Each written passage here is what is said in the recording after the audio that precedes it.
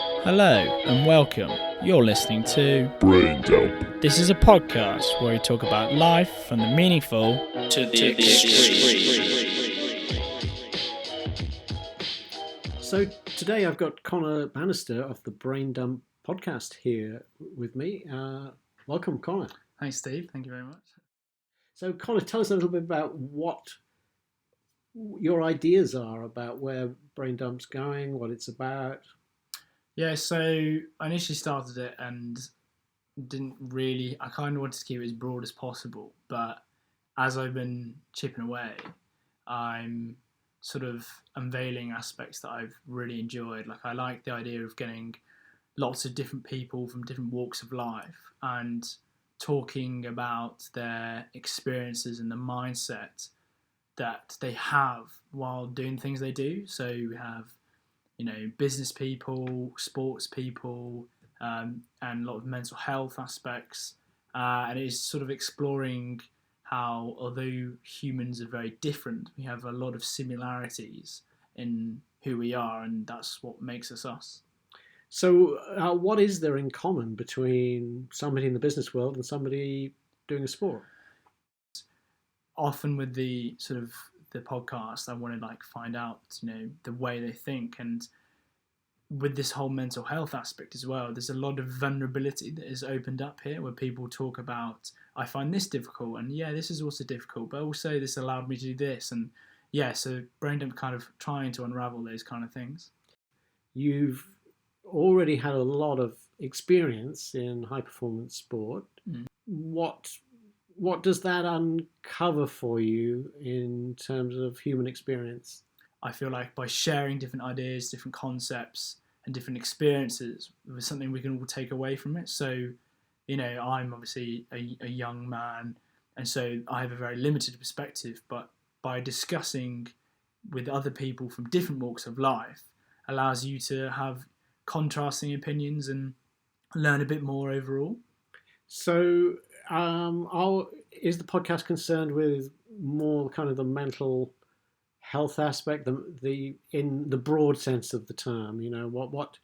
How can you do these things and have and stay healthy from a mental health point of view? Yeah, definitely. Like, I've suffered with a lot of mental health sort of issues in the past, and so I feel like that's quite an important aspect to anything, whether it's being a businessman or a sports person.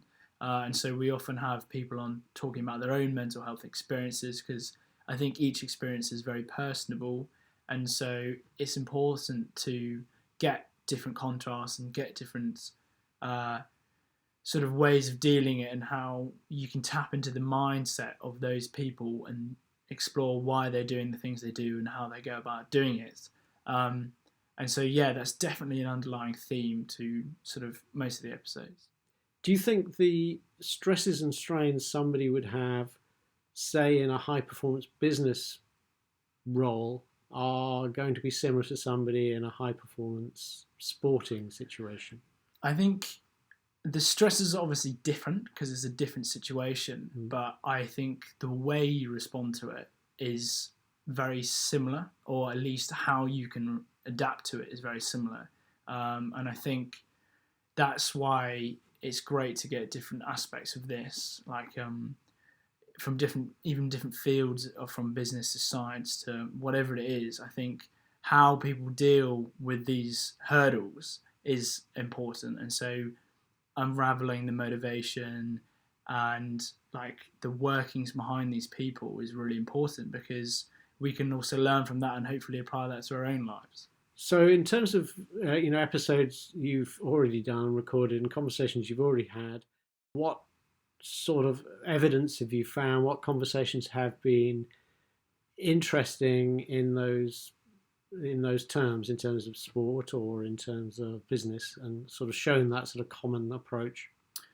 So I think one of the first things is people are very open and accepting. I think the people who are quite successful definitely have a vulnerability they're not scared to wear on their sleeve, where they talk quite openly about things that they struggle with or things that they know they're not great at. And as a result, because they're open to these, sort of vulnerabilities, then it allows them to learn their own limitations and focus on areas that they can improve.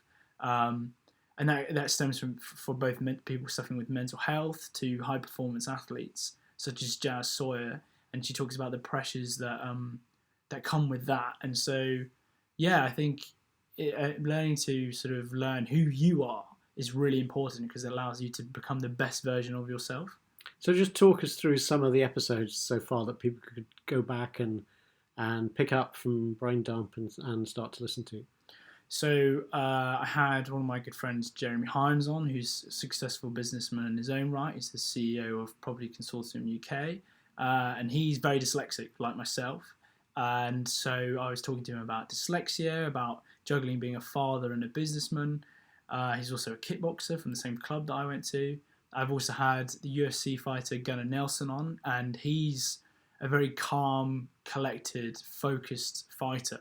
He doesn't, chat rubbish about other fighters. He's very much true to himself and does it because that's who he is. And I think, he's almost very spiritual and he doesn't even realise he's spiritual.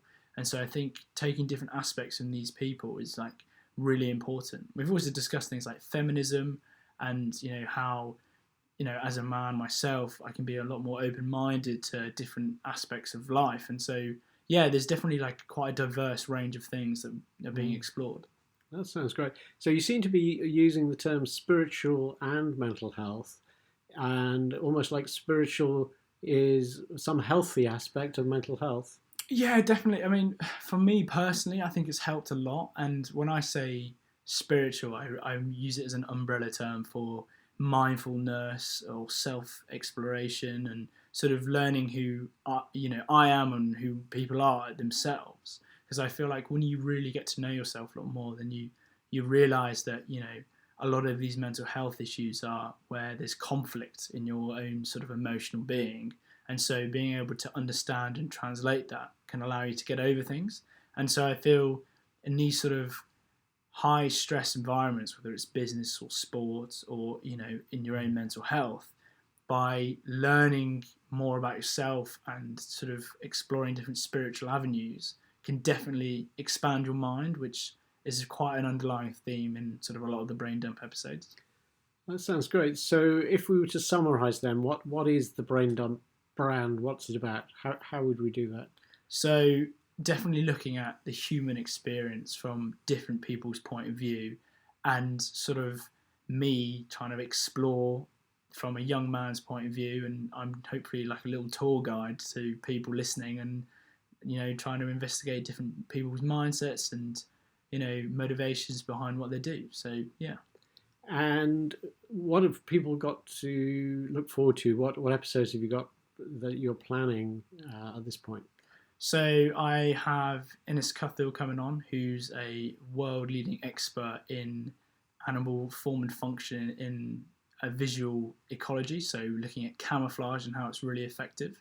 And we'll have a lot more exploring into martial arts, and I'm hoping to get more sort of spiritual leaders like yogis and the likes. That sounds really good. So thank you very much, Connor. That was excellent.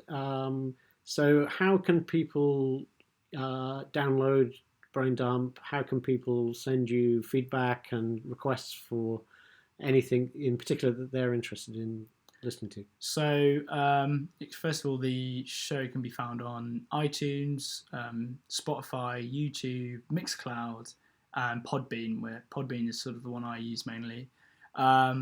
There's also a Facebook page for Brain Dump, and there's a Facebook group which is mainly for those people who are listening to the show and want to share articles and ideas that they found and can discuss in a sort of non-judgmental, friendly way, and or Instagram. That's great. Thank you very much, Connor. Thank you very much, Steve. Cheers. Thank you for listening to this episode of Brain Dump. But yeah, see you next time. Bye. Well, thank you very much, Steve. I really, really appreciate it.